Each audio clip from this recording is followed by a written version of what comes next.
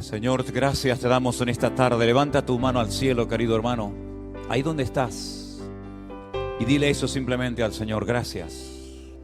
Gracias por permitirme estar aquí, Señor. Gracias por la vida que me das.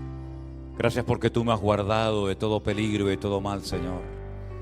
Y me permites en esta tarde estar aquí con mis hermanos, alabando tu nombre, Señor. Gracias, Señor, porque tú me has cuidado, me has bendecido, me has guiado hasta este lugar en esta tarde. Y te doy toda la gloria y me rindo a ti completamente, Señor. Gracias, gracias de todo corazón, Señor. No hay quejas, no hay lamentos en nuestros labios, solamente hay gratitud en nuestros corazones. Y a ti te damos toda la gloria por tu bondad y tu misericordia. Gracias de todo corazón, Dios mío. En el nombre de tu amado Hijo Jesús. Amén. Y amén. Denle un fuerte aplauso al Señor en esta tarde. Saluda a tu hermano, dile: hermano, Dios te bendiga. La paz de Dios sea sobre ti en esta tarde. Gloria a tu nombre, Señor. Gracias, Dios mío. Aleluya. Amén. Pueden tomar asiento, mis hermanos queridos.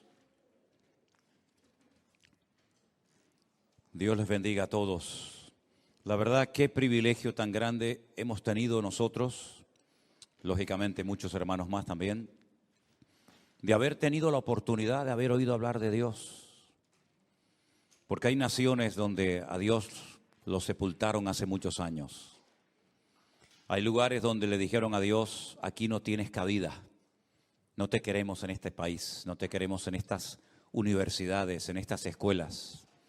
Pero yo doy gracias al Señor porque nosotros hemos tenido el privilegio de oír hablar de Dios y de su palabra. Tal vez no como era exactamente, pero damos gracias a Dios de que hemos tenido la oportunidad de conocerle, de tener su palabra en nuestras manos. Y ahora les voy a contar un testimonio dentro de un ratito, pero primeramente quiero dar gracias al Señor porque Él nos guardó, como dice la palabra, nuestra salida y nuestra entrada, desde ahora y para siempre. Damos gracias al Señor, ha sido un viaje muy intenso, no hemos parado, apenas hemos tenido a veces tiempo para comer. La cantidad de gente que hemos tenido que atender en esa ciudad de Tierra Alta, en Colombia, con un calor terrible, terrible, créanme, ¿eh? En Bogotá estuvimos en un hotel donde estuvimos durante 3 días en un salón. Venía gente de todas partes del país, ¿verdad?, de muchas localidades cercas y muy lejanas. Después tuvimos la oportunidad de viajar a otro país limítrofe. Estuvimos en la ciudad de Quito, de donde es nuestra hermana Margarita, si no recuerdo mal. Una ciudad enorme, una ciudad grandísima. Allí fuimos recibidos por otro grupo de hermanos en el aeropuerto y de allí nos llevaron a un lugar muy bonito, allá arriba, casi en las montañas, una propiedad que me hacía recordar mucho a lo que tenemos en el Puerto de la Cruz. Así un lugar, era de la Iglesia Bautista, una piscina enorme con muchas habitaciones. Cruzábamos la calle y había una nave, un salón enorme donde hacíamos los cultos, pero en este lado de la calle comíamos. Y después también estuvimos en una ciudad de Ecuador, en la costa, en el Pacífico, llamada Manta, donde nunca pensábamos que iban a haber tantos hermanos que nos estuvieran esperando. Yo iba realmente a Manta a visitar a 3 o 4 hermanos que ya más o menos tenía contactado, pero cuando llegamos había un grupo inmenso de hermanos y bueno, la verdad es que increíble. Estando ¿en dónde? En Quito. Estando en Quito, cuando bajamos del coche, veníamos del aeropuerto, íbamos directo a las habitaciones. En ese momento ya había hermanos que nos estaban esperando en la calle y conocimos a un matrimonio de Perú. Habían viajado 3 días en coche por las carreteras de montaña para ir allí a conocernos, a bautizarse, a estar con nosotros. También conocí, y después otros 3 días de vuelta, lógicamente. Este hermano digo tenía porque el Señor hizo un milagro en su vida tremendo. Tenía serios problemas de corazón. Entonces tenía miedo de atravesar esas montañas con unas alturas tremendas, de que le diera algo en el corazón y no pudiera llegar. Pero la esposa oraba para que el Señor le diera un nuevo corazón. Y fueron al médico a hacerle un examen, unas pruebas, y el médico, examinándole, dijo: este no es el corazón de este hombre, esto es un corazón nuevo. Y la mujer se le quedó mirando y dijo: es que nosotros orábamos al Señor para que el Señor le diera un corazón nuevo. Y se vinieron 3 días de viaje, hermanos. Se bautizaron, dieron testimonio, después volvieron otra vez a su país, a Perú, y nos decían: hermanos, ¿qué tenemos que hacer para que ustedes vayan a Perú? Que hay tantos hermanos que les conocen y les estamos esperando. Digo, bueno, vamos a ver si el Señor nos permite en alguna ocasión ir allí, ¿no? Y tuvimos muchos bautismos, muchísimos bautismos. Un día en Quito dirigió la alabanza a un grupo de hermanos y de hermanas, pero eran, digamos, indígenas. Y muy interesante la alabanza. Yo incluso les dije: hermano, ¿por qué no nos cantan algunas canciones en el idioma de ustedes, en el quechua? Y bueno, para ellos fue un gozo, ¿no? Y una alegría que les pidiéramos oír cantar en quechua. Y tuvimos un tiempo muy bonito, muy bonito. Me preguntan sobre todo: ¿y qué tal la comida? Extraordinaria. No tuvimos ningún problema con la comida, ni en Ecuador, ni en ¿dónde? En Colombia. Fue realmente un tiempo muy hermoso. Me quedé muy gratamente sorprendido de nuestra iglesia en Tierra Alta, donde está nuestro hermano Osman y su esposa Eniet. Y la verdad es que las instalaciones son espectaculares. Tienen un colegio entero donde poder tener escuelas dominicales, donde poder atender a la gente que también venían de todas partes conduciendo 8, 10, 12, 18 horas de distintas partes de Colombia.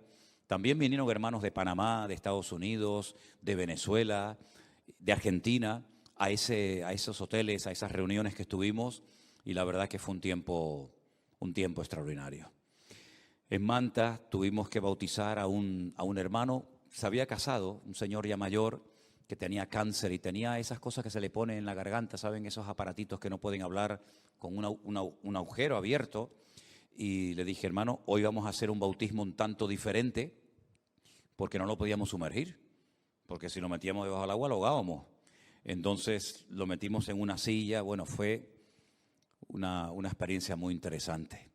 Una hermana de Venezuela haciendo un esfuerzo tremendo, viajando días, caminando, cruzando ríos. Ella quería llegar para ser bautizada creo que fue en Colombia donde la hicimos, ¿no? ¿Perdón? En Tierra Alta. Y la hermana solamente nos pedía Biblias. Quiero llevarme Biblias a Venezuela. Nos decía que comprar una Biblia hoy por hoy en Venezuela es carísimo. La gente no tiene la capacidad de poder comprarlas. Y lo que los hermanos están haciendo son fotocopias. Pero las primeras fotocopias salen bien. Pero ya según se van haciendo copias, cada vez salen peor, ya no hay tinta. Y pudimos regalarle unas cuantas Biblias a esta hermana que vive en un pueblecito de Venezuela. ¿Te acuerdas cómo se llamaba? En Táchira, en el estado de Táchira. Y quedamos de acuerdo con nuestro hermano Osman para que hasta la frontera le pudiera hacer llegar Biblias y ella se acercara y se las pudiera llevar. Venía para comprar unas medicinas, porque creo que tenía un hijo que tenía que ser rápidamente operado y no había medicinas ni nada, material quirúrgico en Venezuela, y tuvo que ir a Colombia. En fin, hermanos, nuestros hermanos en esas naciones necesitan mucho de nuestras oraciones. A veces nosotros no valoramos todo lo que tenemos, creemos que todo el mundo vive igual y nos equivocamos rotundamente. No todo el mundo vive igual. Hay gente que ora por el pan nuestro de cada día, ¿saben? Hay gente que no tiene tanta ropa como tú, ni tantos zapatos, ni tantas camisas, ni tantas cosas que a veces ni usas, ni sabes que las tienes. Pero siempre con agradecimiento, siempre con gratitud. Y bueno, la verdad que fue un tiempo maravilloso. Cogimos 10 aviones en esos 15 días que estuvimos, 10 vuelos diferentes. Nosotros siempre llevábamos el equipaje con nosotros, nunca tuvimos ningún problema de ningún tipo. Al contrario, a veces en la frontera los policías nos pedían que oráramos por ellos.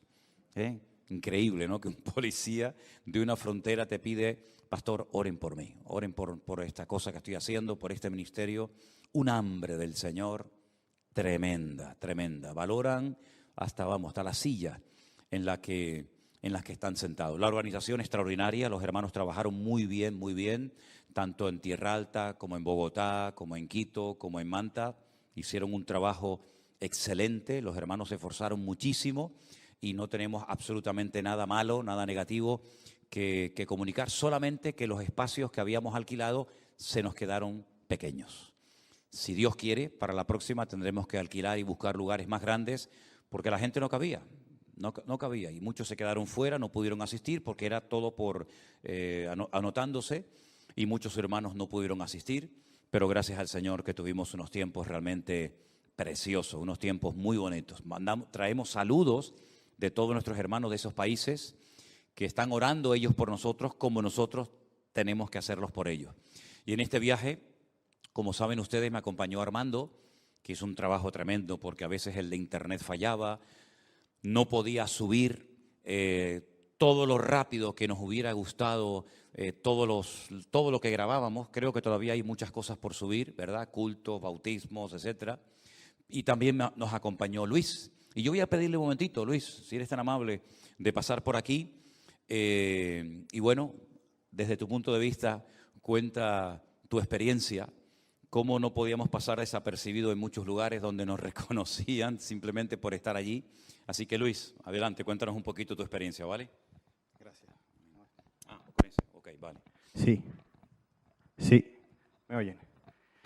Pues bueno, hermanos, creo que no hay palabras para describir la experiencia, ¿no? que tuve el placer de estar estos 15 días con el pastor y con Armando.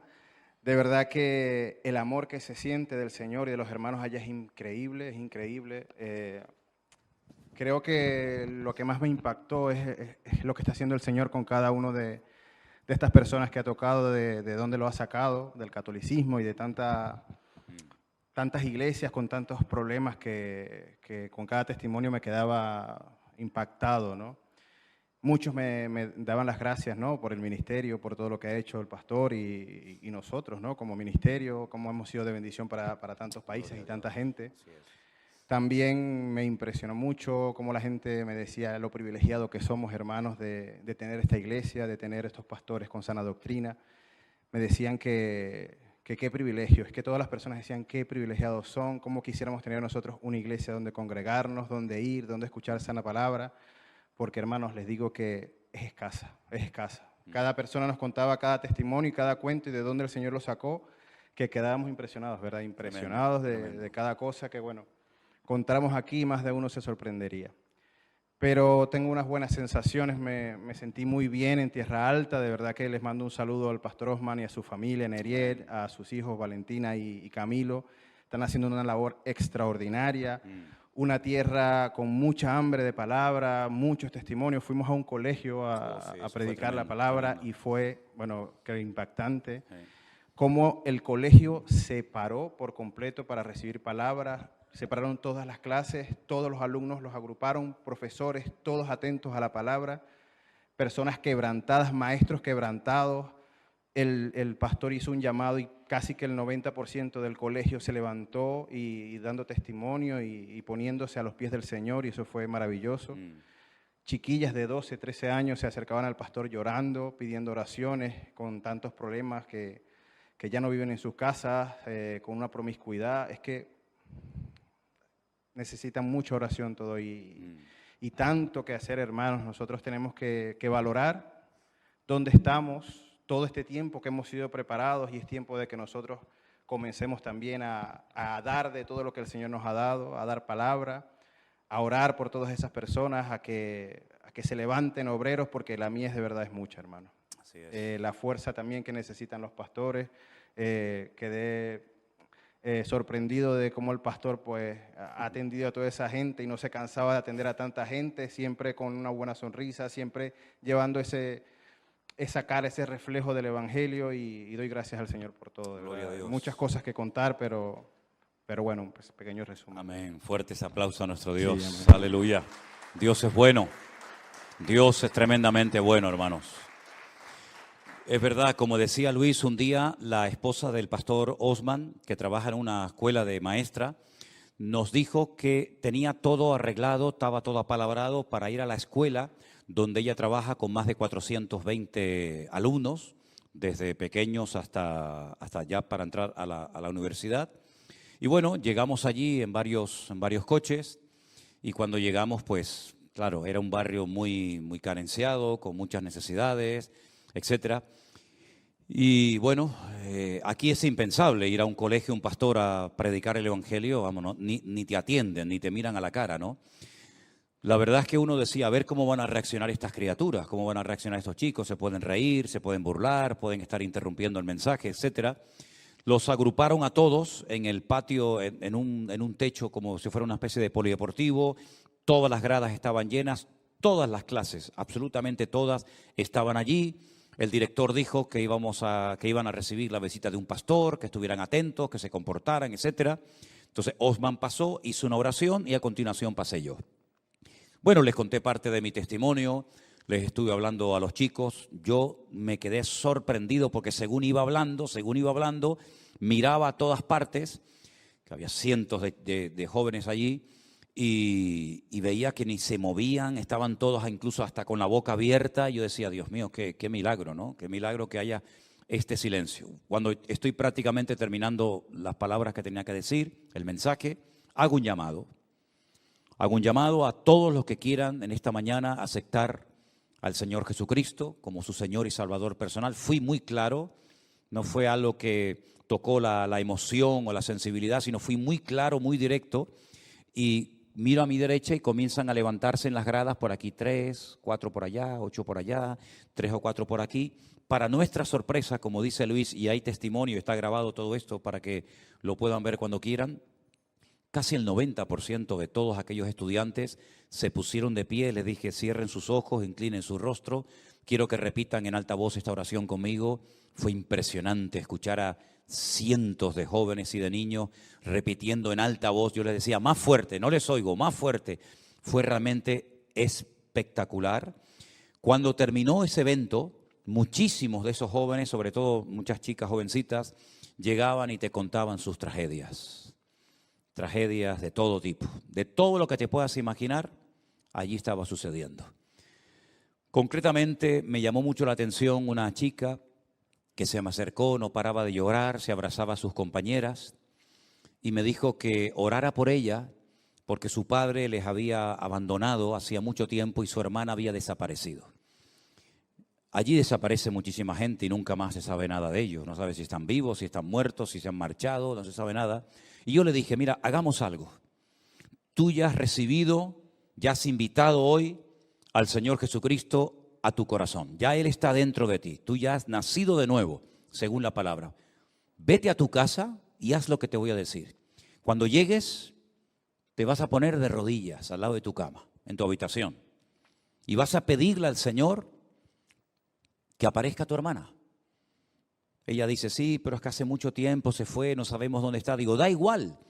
Digo, el Señor sabe dónde está. Bueno, lo hizo así. Nos despedimos. Después, por la tarde, la esposa de Osman, Eneriet, nos dijo, ustedes no se pueden imaginar, claro, no sabemos cuánto va a durar eso, ¿no? Pero no se pueden imaginar la paz, la calma que quedó en todo el patio. Los chicos se me están gritando y peleando, insultándose y diciendo, dice, quedó como una calma en el colegio impresionante. Hasta los maestros se dijeron entre sí, esto es lo que necesitamos en esta escuela. Se quedó como un ambiente de calma. El director después al final se me acercó, algunos profesores nos dieron las gracias por haber ido allí a contar nuestro testimonio.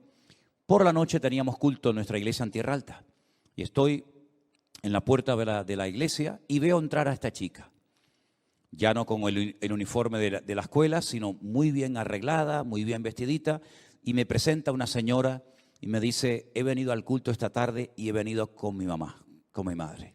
Bueno, fue muy emocionante, ¿no? Ver que la chica había venido al culto con su madre y empieza a llorar otra vez, y yo digo, a ver qué me va a contar ahora. Y me dice, pastor, porque eso sí, tienen un respeto los chicos realmente increíble, ¿no? Será lo que sea, pero con una educación y con un respeto admirable. Me dice, pastor, yo llegué a mi casa y hice lo que usted me dijo. Yo me puse de rodillas, oré por mi hermana, Señor, tú sabes dónde está, te pido que aparezca. Mi hermana nos llamó y apareció hoy mismo antes de venir a este culto. Increíble, increíble. De verdad. Y yo dije, esta experiencia, esta chica nunca la va a olvidar. Porque yo quería que ella y todos tuvieran ya sus propias experiencias. Una cosa es lo que te cuenta un señor, un pastor que viene de España, y otra cosa es lo que ellas viven en carne propia, ¿no? Bueno, hay un trabajo allí con esos niños tremendo. Esos niños han visto tanta delincuencia, tantas cosas tremendas. El día que estábamos bautizando en Tierra Alta, se bautizaron 2 chicas, 2 hermanas, una de 22 años, otra de 28, y su madre, era madre soltera. Y entonces termina el bautismo y me dice la mamá, mira, mi hija está allí en el fondo del comedor, destrozada, llorando, hecha polvo. Y le digo, bueno, ¿qué pasó? Dice, bueno, que ella te lo cuente. Nos acercamos y me dice, cuando salí del agua, después de haberme bautizado, recibí una llamada, mi íntima amiga, la de toda la vida, la acaban de matar a tiros, la acaban de asesinar.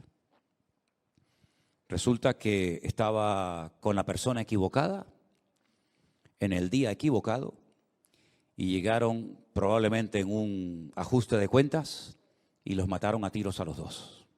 Tanto al novio, de 30 y pico de años, como a ella. ¿Qué te parece? Esa es la realidad con la que conviven todos los días muchas personas en ese lugar. Y bueno, nosotros, gracias al Señor, en ningún momento sentimos sensación de peligro ni nada, caminamos por las calles y tal, no nos sentimos en ningún momento con miedo ni amenazados. Yo creo que eran tantas las oraciones y era tanta la gente que oraba por nosotros que en ningún momento nos sentimos con peligro, ni mucho menos. Pero hay que orar mucho por esas 2 naciones, hermanos. Muchísimo, muchísimo. Los hermanos están viendo a ver qué es lo que va a suceder en los próximos años, pero sobre todo orar por la iglesia. Nunca en mis 41 años que llevo de pastor, jamás en mi vida habíamos escuchado tantas barbaridades, tantos disparates, tantas locuras que se están cometiendo en las iglesias como en este viaje. Hermanos, mira, hasta vergüenza me da contar algunas cosas en público, créame. La gente ha salido muy, muy herida de muchas congregaciones, iglesias donde entras de visita y si por casualidad tienes que salir por el horario, por el trabajo y tienes que levantarte y marchar, no te dejan salir. Y dice, oye, que me tengo que ir, es que se me va a escapar la guagua o tengo que ir a trabajar. Y dice, hasta que no se recoja la ofrenda y usted da de esta cantidad, usted aquí de la iglesia no puede salir. Y yo decía, pero ¿me están hablando en serio? Sí, pastor. Digo, mira, yo voy a una iglesia de esas. Y se me acerca uno y me dice, hasta que usted no pague el dinero, no sale. Digo, mira, te lo voy a decir clarito. O te quitas de en medio o te quito. Cosas como esa, de ahí para arriba.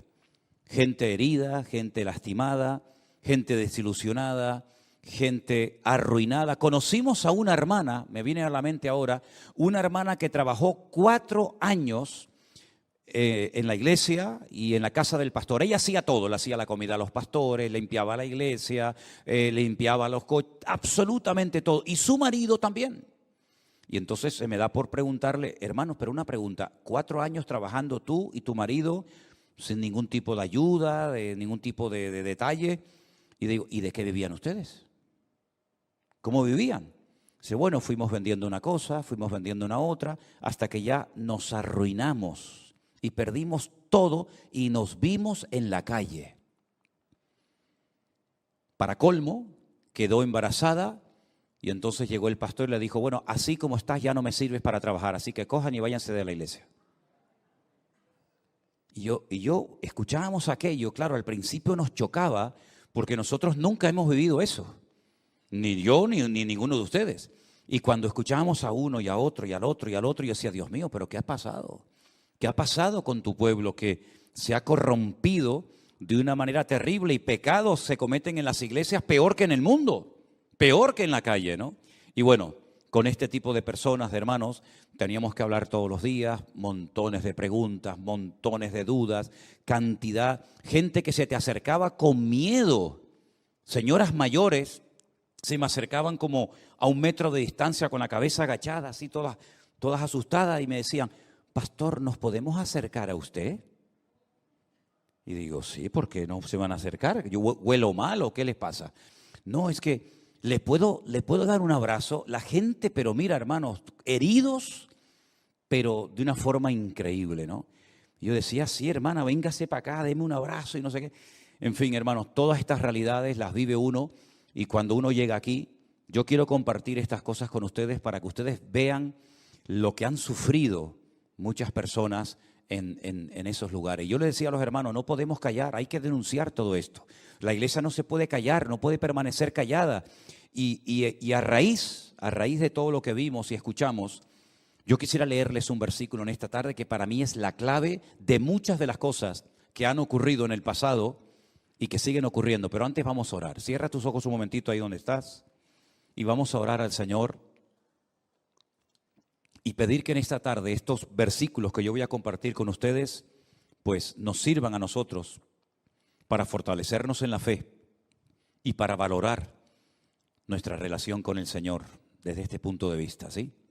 Señor, te damos muchas gracias por este privilegio, esta maravillosa oportunidad que nos das un día más para poder reunirnos en este lugar sabiendo que tú estás aquí con nosotros. Bendice, Señor, a todos nuestros hermanos que no solamente están aquí, sino en sus hogares, en muchos lugares, viéndonos con sus corazones atentos, abiertos, para recibir tu palabra, para ese ánimo, esa fortaleza que solamente tú nos puedes dar. Hoy la podamos recibir para seguir adelante en tus caminos.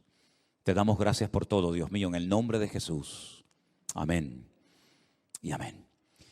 Acostúmbrense a venir a la iglesia con sus Biblias, por favor. Por favor.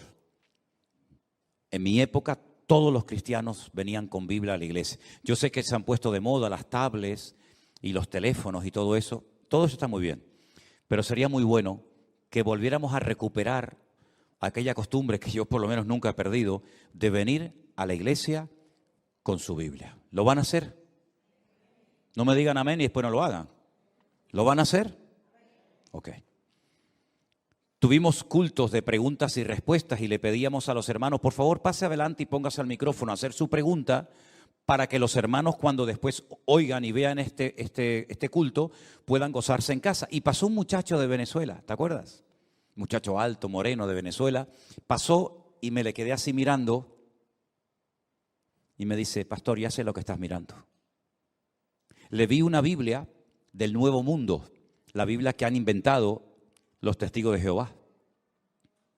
Una Biblia que no tiene nada que ver con la verdadera Biblia, una Biblia amañada, tergiversada, donde han quitado versículos, han amañado. ¿Por qué? Porque hay muchas cosas que no creen y entonces si usan una Biblia normal y corriente como la de toda la vida, pues lógicamente quedan en evidencia sus carencias, sus falsas doctrinas. Entonces, ¿qué hicieron?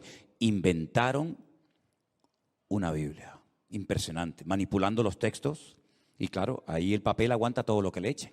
Y se la vi. Y me dice, pastor, es que no tengo otra Biblia. No tengo una Biblia, pues le digo, pues sinceramente para leer eso, mejor que no leas nada. Digo, ¿hay alguien aquí que tiene alguna Biblia de sobra? ¿Algún hermano que ha venido al culto y no tiene y le sobra alguna Biblia? Nadie dijo nada. Y yo digo, pues otra vez. Digo, bueno, pues entonces déjame sacar algunas cositas de la Biblia mía y te regalo mi Biblia. ¡Buah! La gente dio un aplauso. El chico ni se lo creía, dice, ¡wow! La Biblia y tal. Entonces le regalé y así que hoy estoy estrenando otra Biblia. Estoy estrenando otra Biblia que tenía en casa. Digo, algún día se la regalaré a alguien. Me la regalé a mí mismo hoy porque me quedé sin Biblia. Entonces en Oseas, capítulo 4, a partir del versículo 1, voy a leer unos versículos. Si tiene su Biblia, sígala conmigo y si no, ahí en la pantalla. Oseas está después del profeta Daniel, para que sepan, ¿vale? Para que lo encuentren antes de que termine el culto. Oíd palabra de Jehová, hijos de Israel, porque el Señor contiende con los moradores de la tierra, porque no hay verdad, ni misericordia, ni conocimiento de Dios en la tierra. Una pregunta, ¿cuándo se escribió este libro? ¿Anoche, ayer por la noche? Porque lo que está diciendo aquí está describiendo nuestra sociedad. No hay misericordia, no hay verdad, no hay conocimiento de Dios en la tierra. Perjurar, mentir, matar, hurtar, adulterar prevalecen y homicidio tras homicidio se suceden. Estamos hablando de cientos de años antes de Jesucristo. Y miren cómo era la sociedad en la época del profeta Oseas, ¿verdad? Por lo cual se enlutará la tierra y se extenuará todo morador de ella, con las bestias del campo y con las bestias del cielo, y aún los peces del mar morirán.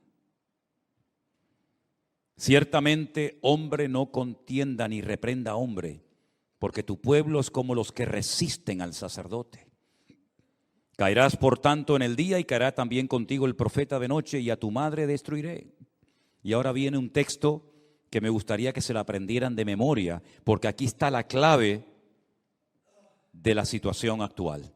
Mi pueblo fue destruido porque le faltó conocimiento. Léalo conmigo. Mi pueblo fue destruido porque le faltó conocimiento.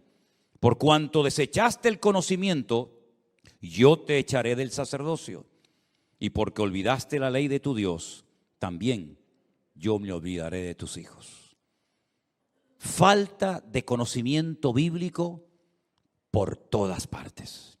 Es verdad que ha habido abuso, es verdad que ha habido manipulación, no vamos a decir lo contrario porque mentiríamos. Es verdad que se han predicado y lamentablemente tengo que decir que se siguen predicando y enseñando cosas totalmente ajenas a la palabra de Dios, totalmente ajenas a la Escritura.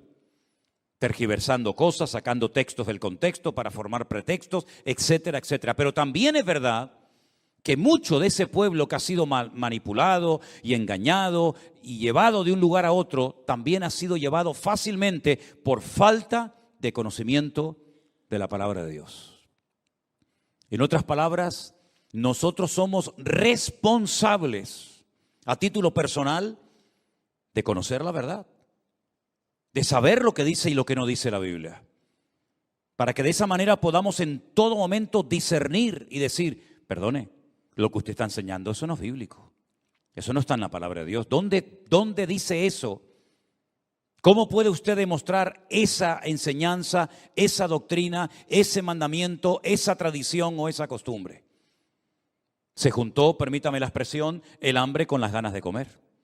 Entre que hay personas avariciosas, sin escrúpulos, amantes del dinero, ¿verdad? Y como dice la Biblia, que la raíz de todos los males es el amor al dinero. Como esas personas ya han perdido el respeto, ya han perdido la sensibilidad espiritual y lo único que le interesa es, pues, llenarse sus bolsillos. Para colmo, las iglesias dejaron hace mucho tiempo de leer la Biblia y si dejaron de leerla, mucho menos la van a estudiar. Hay creyentes que llevan toda la vida o muchos años en las iglesias y te lo puedo asegurar, que nunca han leído la Biblia completa. Y probablemente esta noche haya gente aquí, entre nosotros, o ahí en sus casas viéndonos y escuchándonos, que dicen, es verdad, yo llevo 5 años convertido, 10 años convertido, 20 años asistiendo a esta o diferentes congregaciones y todavía no me he leído la Biblia completa. Entonces, ¿cómo podemos discernir, cómo podemos comprobar si lo que se nos enseña verdaderamente es bíblico o no? Claro, luego se cae en errores tremendos como que el ungido del Señor, el pastor, tiene carta blanca para enseñar a la iglesia todo lo que él crea conveniente. Como en una iglesia nos contaron unos hermanos que se le prohibía a la gente orar por personas o por cosas o por situaciones diversas, sino solamente se podía orar por el pastor. Esa era la única oración que se podía hacer. Como alguien orara por un niño, por una familia, por un trabajo, por lo que sea, automáticamente tenía un problema. Hermanos que fueron educados por más de 20 años en una iglesia, que todos los demás cristianos están perdidos y condenados, que solamente esa iglesia son los que van a ir al cielo. Imagínense que yo enseñara eso. Imagínense que yo dijera, hermanos, de los 1.000 millones aproximadamente que se calcula de cristianos que hay en el mundo, solamente al cielo va a ir el Centro Evangélico Vida Nueva. Entonces, ¿el cielo para qué lo hicieron tan grande? Si vamos a estar allí poquitos, ¿no? Pues eso se ha enseñado. Todos ustedes conocen la situación de Pablo cuando dice la Biblia que llegó a un lugar donde después de compartir la palabra, escudriñaban en las Escrituras lo que Pablo les transmitía para comprobar, para llegar ellos a la propia conclusión de que lo que ese hombre les había enseñado ese día en la sinagoga era bíblico o no era bíblico. Y dice la Biblia que eran más nobles los de Berea que los de Tesalónica. ¿Por qué? Porque comprobaban a la luz de las Sagradas Escrituras cada día si el sermón, el mensaje, la predicación que habían escuchado verdaderamente tenía fundamento bíblico o era un auténtico disparate. Des en cuenta que hoy en día hablar de Cristo, hablar del Mesías, hablar de la cruz, hablar de la resurrección, hablar de todo eso, ya lo sabemos, lo hemos oído. Pero en aquellos tiempos donde una persona vivía a cientos o en algunos casos a miles de kilómetros de Jerusalén, nunca habían visto a Cristo. No sabían si había nacido o no el Mesías. No estamos hablando de la segunda venida de Cristo, en la que va a haber un impacto mundial y todo ojo le verá, ¿sí? Y todo el mundo se va a enterar que ha venido el Señor. En la primera venida se enteraron los que estaban allí. El que vivía en Roma, ¿cómo sabía que había nacido el Mesías? ¿Cómo sabía el que vivía en Berea o en Grecia o en España o en cualquier parte del mundo? ¿Cómo sabía que el Mesías había nacido en Belén de Judea? Conforme a las Escrituras, porque no podía nacer en otro lugar más que en esa población. ¿Cómo sabía que había cumplido más de 300 profecías en carne propia? No había televisión, no había Facebook, no había YouTube, no había redes sociales. El conocimiento era muy limitado, todo era a través de cartas o transmisión oral.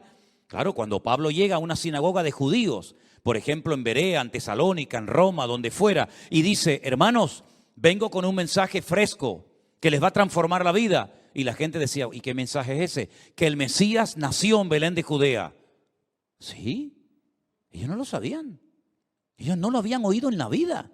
Y ahora vienen estos hombres y nos dicen que el Mesías ha nacido en Belén de Judea. Y que ha muerto en una cruz. Y que ha resucitado al tercer día. Claro, ellos decían, pero bueno, ¿dónde dice que tenía que nacer el Mesías? Y lo comprobaban, efectivamente, en Belén de Judea. Y tenía que morir, sí, lo decía el profeta Isaías en el capítulo 53, y que tenía que resucitar. Es decir, todo era por cartas o por transmisión oral. Y entonces ellos no se fiaban de que aquellas profecías que habían estado dormidas durante siglos ya se habían cumplido. Y gracias a que Pablo fue allí, se lo comentó y los hermanos dijeron, oye, pues esto es verdad. Y además de todo eso, la experiencia personal, amén, hermanos, que uno puede llegar a tener con Cristo. Porque yo te puedo explicar horas todo lo que se cumplió en la vida de Cristo y al final decir, qué interesante, ¿no? Nació en Belén de Judea, murió, resucitó, etcétera, etcétera, hizo milagros, señales, prodigios, maravillas, pero es como si me contaras la vida de Platón o de Sócrates o de Aristóteles o de cualquier personaje de la historia, pero eso a mí, ¿en qué me afecta? ¿Eso a mí de qué me sirve? Bueno, todo eso te lleva a tener tu propia experiencia y tu propio encuentro con el Señor Jesucristo. Porque si no sales por esa puerta, te llevas un conocimiento interesante, diferente, pero si tú no tienes tu propio encuentro con Cristo, todo eso, ¿de qué te sirve? ¿Me explico, hermanos? ¿Cuántos de los que están aquí ya han tenido ese encuentro, esa experiencia personal con Cristo? Levanten su mano. ¿Los que no la levantaron no la han tenido? Porque yo no puedo tener una experiencia personal con Cristo por ti. Lo bueno del cristianismo es que es intransferible. Te puedo transmitir conocimiento, te puedo transmitir enseñanzas de la Biblia, pero si tú no naces de nuevo, el conocimiento en sí mismo no sirve de nada. ¿Cuál es el problema? Que en aquellos tiempos ni tenían una experiencia con Dios, ni tenían el conocimiento, y por lo tanto dice la Biblia que el pueblo de Dios fue destruido. Si tú no tienes un amplio conocimiento o mínimo conocimiento de las Sagradas Escrituras, tú no podrás enderezar tu vida espiritualmente hablando. Podrás ser catedrático, podrás sacar todas las carreras universitarias que te dé la gana, podrás viajar, podrás tener todo tipo de experiencia, pero tu espíritu que existe y que es tan real como el cuerpo que tienes, nunca podrás enderezarlo. Habrá un vacío, habrá una sensación de desasosiego en tu corazón y tú dices, caramba, tengo familia, tengo coche, tengo trabajo, tengo documentación, tengo, pero no soy. Porque el diablo a veces es un especialista en darle cosas a los pueblos, entretenimiento, juguetes, ¿verdad?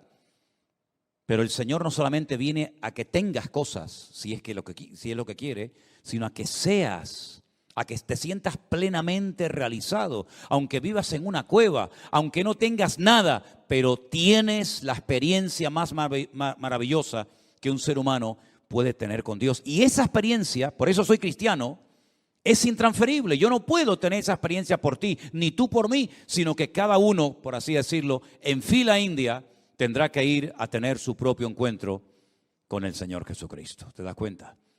Nicodemo, aquel principal entre los judíos que se menciona en Juan capítulo 3, toca la puerta de la casa donde Jesús está descansando de noche y el Señor le abre y le dice Nicodemo estas palabras: Rabí, mi maestro. Sabemos... Hablan plural, parece que vino en representación de un grupo de personas. Rabí, sabemos que has venido de parte de Dios porque nadie puede hacer lo que tú haces si Dios no está con él. Tenía un conocimiento, pero no una experiencia. Jesús lo interrumpe, se le queda mirando a los ojos y le dice, si no naces de nuevo, otra versión dice, si no naces otra vez, no puedes entrar en el reino de los cielos. Claro, eso lo desbarató.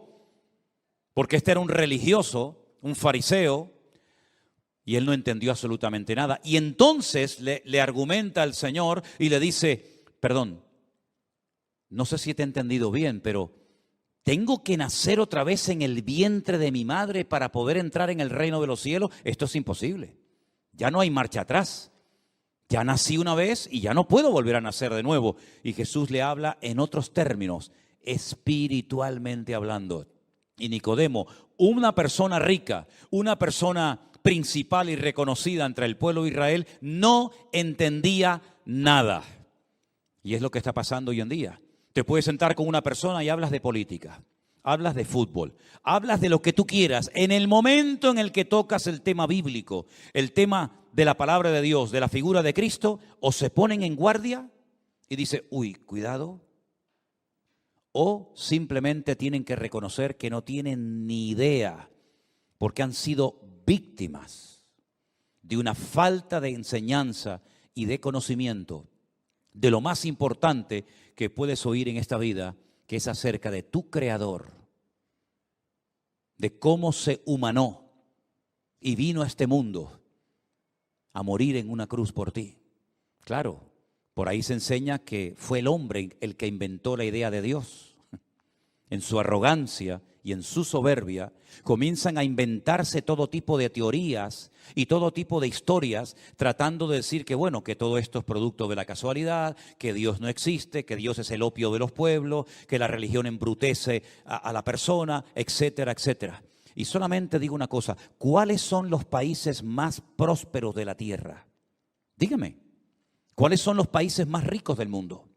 Los países que se abrieron a la idea de Dios o al concepto de Dios, los países que tienen la Biblia como base de su escritura. Vayan, por ejemplo, a Dinamarca, a Noruega, a Finlandia, a Alemania, a Inglaterra en su época.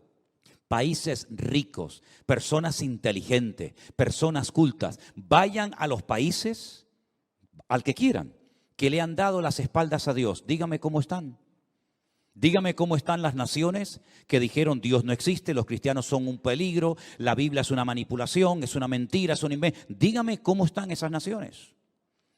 Si yo no fuera cristiano, sino simplemente un hombre que buscara información o fuera puramente objetivo y dijera, bueno, voy a recorrerme el mundo, 15 o 20 naciones, y decir, bueno, voy a ir por esta línea, voy a ir por esta línea y voy a ver cuál ha sido el resultado de haber enseñado la palabra de Dios, de haber inculcado los principios morales y espirituales que están en la Escritura, y voy a comparar quién los puso en práctica y cómo viven y cómo están, y voy a comparar cómo viven y cómo están las naciones que le han dicho a Dios, aquí no entras, Aquí no eres bien recibido. Bueno, no hay que ser muy inteligente, ¿no? Sin necesidad de mencionar. Pero la palabra de Dios nos enseña que las personas por falta de conocimiento de Dios al final se autodestruyen. Y tú dices, hay países que no han tenido una guerra. Europa ha tenido las 2 guerras más grandes de la historia de la humanidad y se ha levantado 2 veces. Pero hay naciones que no han sido atacadas por ningún imperio. Hay naciones que no han sido atacadas por ningún país opresor, pero ellas mismas se han caído como un castillo de naipes. Ellas mismas se han destruido. Y tú dices, bueno, ¿quién nos atacó a nosotros? ¿Quién nos atacó? No nos atacó nadie. ¿Y por qué estamos tan mal cuando tenemos esto, tenemos aquello, tenemos? ¿Y cómo es posible que teniendo tanto, vivamos como miserables? Cuando se le da la espalda a Dios, las consecuencias a corto y a largo plazo son terribles. Y generalmente las pagan los de abajo, porque los de arriba ya tienen su vida cubierta para las próximas 20 generaciones. Siempre es lo mismo. La historia se repite, pero el hombre no tiene memoria, ¿verdad? Nos olvidamos de que si no aprendemos de los errores que otros cometieron, volveremos a cometerlos también nosotros. Y estamos viendo cómo Europa, renunciando a sus valores, cada vez se acerca más al precipicio. Y lo estamos viendo en América Latina, mis queridos hermanos. Las naciones más ricas, con más recursos naturales del mundo, están totalmente pasándolo muy mal. Y la gente solamente piensa en una cosa, largarme de aquí cuanto antes y buscarme un futuro, buscarme otro lugar, buscarme otro sitio. ¿Por qué? Porque como no tienen a Dios, tienen que buscar otro sitio. Pero vayas a donde vayas, si tú no tienes tu experiencia personal con Dios, tendrás un buen trabajo, no te digo que no. Y tendrás casa, y tendrás coche, y tendrás ropa, y tendrás lo que tú quieras. Pero si no tienes a Dios, volverás a sentirte solo, vacío, y diciendo, ahora que lo tengo todo, ahora me siento igual o peor que antes. Hay una historia en el Nuevo Testamento que me gustaría volver a leerla. Se ha leído muchas veces desde este mismo púlpito. Es la historia de una mujer. A lo mejor te puedes sentir un poquito identificada con ella. Vamos a poner ahí en la pantalla la lectura de Lucas 13. Es una mujer religiosa, pero la religión no le servía de nada. Porque la religión, eso sí es verdad, ¿eh? La religión es un invento del hombre. Dios no es el diseñador de ninguna religión. La religión es una atadura, religa, reluga, relegare, dice en latín. Es una atadura. Unas dicen blanco, otras dicen negro, unas dicen hay que hacer esto, otras dicen no hay que hacer aquello.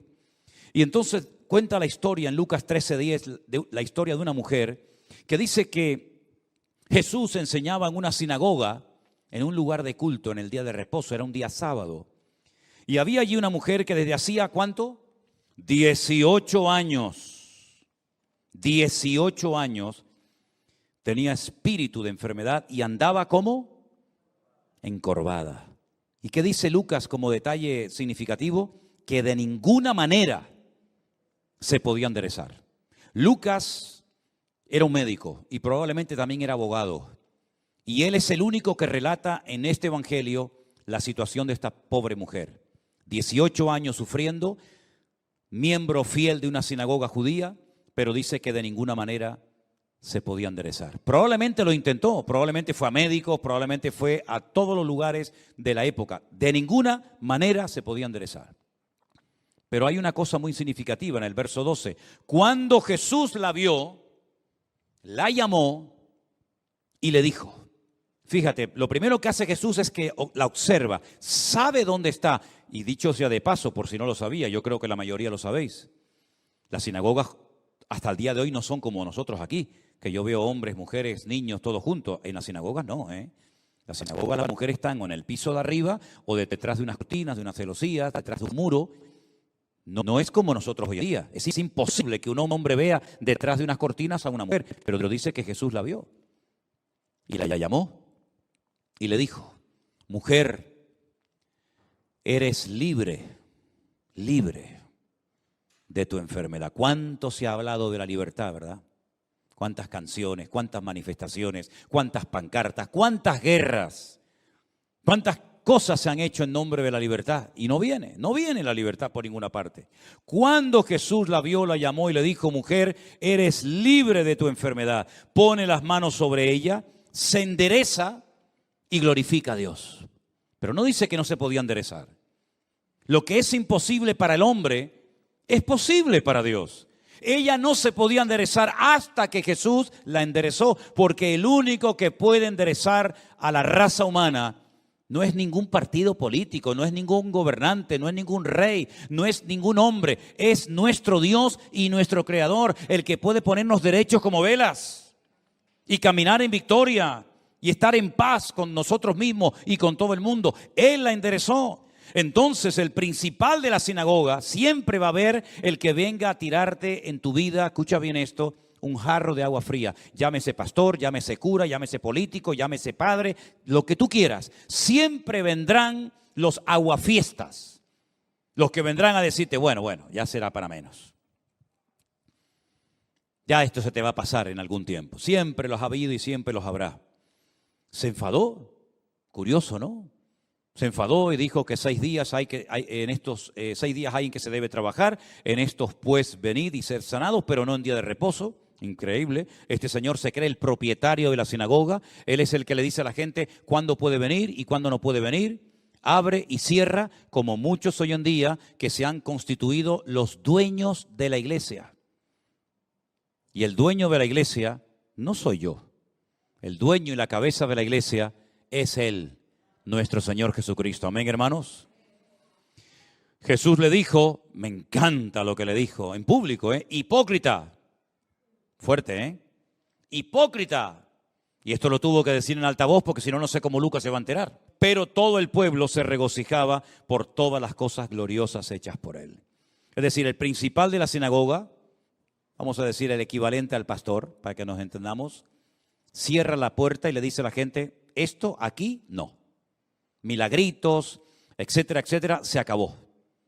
La gente se glorifica al Señor porque la gente tiene hambre de conocer verdaderamente la verdad. La gente está harta de mentiras, ya no le creen. No hay ni un solo político en el mundo que levante una expectativa tan grande que la gente lo admire casi como si fuera un Dios. Ni uno, Ni un político, da igual si es de Europa, de Latinoamérica, de Centroamérica, de África, de donde sea. No hay ni uno. Ya la gente perdió la fe en los hombres.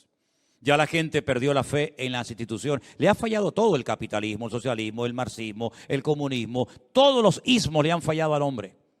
Y al final del camino, el Señor Jesucristo dice, yo todavía puedo enderezar tu país. Yo todavía sí me dejan, porque eso sí, Dios no se mete donde no lo llaman. Dios es un caballero. Y si a Dios no lo quieren, tú no te preocupes que Él no te va a molestar. Él se va a otro lugar donde le reciban con los brazos abiertos. Por eso nosotros hemos sido enderezados espiritualmente hablando. Por eso nosotros hemos cambiado, no porque seamos mejor que nadie, Dios nos libre, sino porque yo le dije a Dios, yo no sé si tú existes. Esa fue mi oración. Yo no sé si es verdad todo esto, pero si tú existes, endereza y cambia mi vida. Y esa oración se la hice al Señor con 17 años. Y como ustedes contemplarán, ya los 17 años pasaron hace muchos años. Cumplo dentro de unos días 61. Y ha sido la mejor oración y decisión que he tomado en toda mi vida. Haber recibido a Cristo como mi Señor y Salvador personal me transformó, me cambió. Claro, después viene el conocimiento. Porque no nos engañemos, hermanos. Hay días que uno siente al Señor como si estuviera al lado de uno, ¿sí o no? Pero ¿verdad que hay días que parece que no está? Y lo hace a propósito, para que aprendas a vivir no por emociones y no por sentimientos, porque el justo por la fe vivirá en el Señor. ¿Cuántos dicen amén? Cierra tus ojos ahí donde estás. Reflexiona en esto que has oído esta noche. ¿Tienes un encuentro y una experiencia personal con el Señor? De nada sirve simplemente el conocimiento si no trasladas la teoría a la práctica. Y eso es lo que el Señor vino a traer. Enseñarle al pueblo, al mundo, a no solamente tener un amplio y vasto conocimiento de las Sagradas Escrituras, sino a caminar con Él en una relación íntima y personal con Él cada día. Te damos muchas gracias, Señor, por tu paciencia. Gracias por tu palabra, gracias por tu misericordia, gracias por tantas cosas que nos faltaría el tiempo, Señor.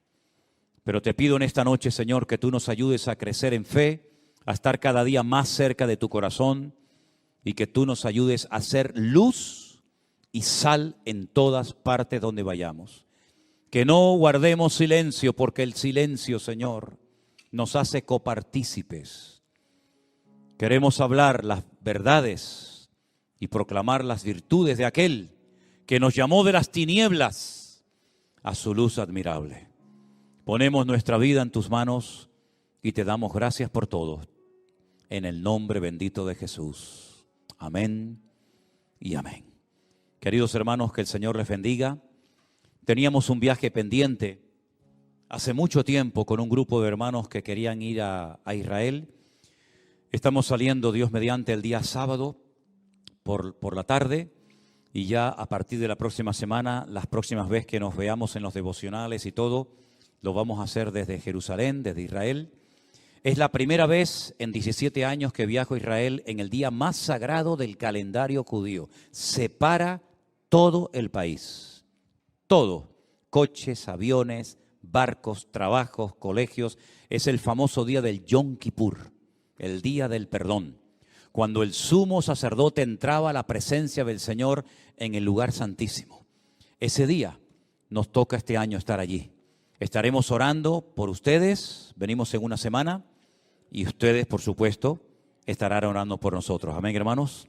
Nuevamente me acompaña Armando, que al final me va a coger manía Sonia de tantas veces que me lo llevo, porque pasa más días conmigo que con la mujer, pero viene a grabar lo que vamos a estar haciendo allí. Voy con Elena, gracias al Señor, así es que estaremos en contacto. Que Dios les bendiga y les dejo en buenas manos, en las manos de nuestro hermano querido Anderson. Dios les bendiga, queridos hermanos.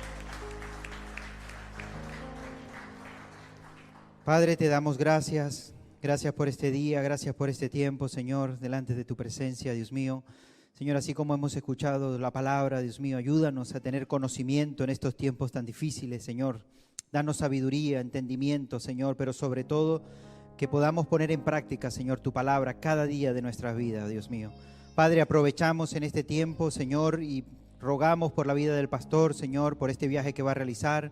Dios mío, llévalo con bien a él, Elena, Armando y todo el grupo de hermanos o personas que le van a acompañar en este viaje a Israel. Señor, Dios mío, que sea un tiempo de refrigerio, de bendición. Dios mío, pon palabra en sus labios, Señor, para que pueda bendecir a muchas personas, Señor, en ese lugar. Guarda su salida y su entrada, Dios mío. Bendice a cada uno de mis hermanos que están aquí presentes.